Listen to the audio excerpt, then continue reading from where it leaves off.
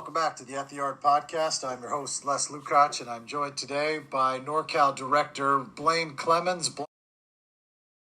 Producing, and that's right-handed pitcher Marcus Maeder, and another good frame on this guy, 6'3", 170. Above average spin on all three pitches, but I know that the slider is something that really caught your attention. Yeah, I've seen him, 3 times now, I think, this past summer and fall, and it's pretty transparent how I feel about him. I keep posting about him, keep writing about him. He's tall, long, lanky. He's got a baby face. If you just took a picture of his face, you think you're looking at like he's 13 years old. But the arm is quick. It doesn't show up in massive velocity yet. I think peak of 85 I've seen, but he's just going to get stronger. But his ability to manipulate the baseball with spin, like Shooter likes to say, spin wins. It's super unique. I love the arm action. It's kind of like a slingshot, cocks it back and comes at you. But his ability to throw the breaking ball, I'm just going to keep calling it a breaking ball because he has a curveball and a slider. The last event we just had, he calls it a slider, but it's in the low 70s. It has curveball, tilt, bite, action. It's got a little bit more spin than the curveball, which is just, it's negligible, to be honest with you, in terms of like revolutions. So I just think it's a breaking ball that's got power spin, late depth.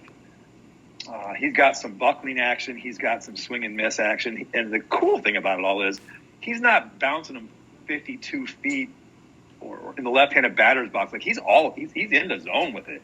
So he has feel for this thing. And so awesome projection guy, college programs that are really good at finding a player whose raw velocity may not be eye-popping quite yet. And then, taking the kid, developing the kid, and then in 2 years when this kid's a sophomore, all of a sudden you see, big numbers. This is their guy. It's funny you mention that because you look at his average spin on the fastball at 2450. That's above average for anybody, right? And a good indicator that, hey, this guy at 6'3", 170 is probably going to throw pretty hard one day when he fills out and ends up being 6'5", 210. I think what it is with the way he throws right now, presently, if you just watch any video of his delivery, it's not I don't think there's enough quite yet core and lower body incorporation into that. It's weird term everyone's using these days, like football. It's arm talent. Like he can throw the baseball. And he uses mostly that. Now it's not violent though. It doesn't look like, it's going to fall off his body or it's going to break someday. It's real natural ability to throw a baseball.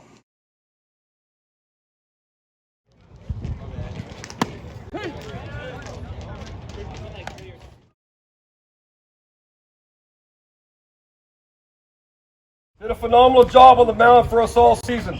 Put him in some tough spots, he came through. Did a great job at the plate.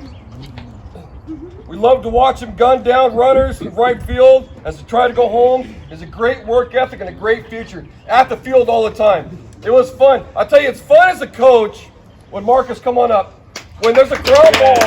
Marcus! We're like giddy like little kids when there's a ground ball hit to right field and the opposing team is sending a guy from third and we're all going, oh, watch this. He's going to get hosed. And Marcus would hose him out every dang time. Congratulations. Marcus was first team all league. Yeah, Marcus!